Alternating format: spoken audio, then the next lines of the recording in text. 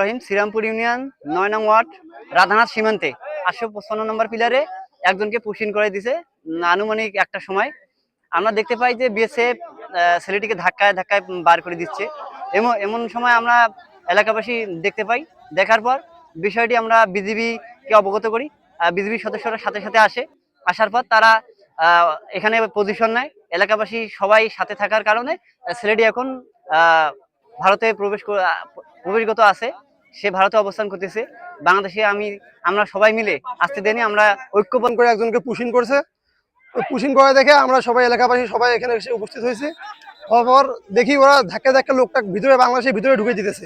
পরে আবার আমরা সবাই একত্রে হয়ে আবার লোককে অফিসে চাপাই দিছি। একটু পর দেখি আবার ওই লোককে ওরা বিএসএফ এর সদস্য ওই ইন্ডিয়ান পুশিং করা লোকটাকে আবার বাংলাদেশের দিকে ঢুকাই দিতেছে জোরপূর্বক।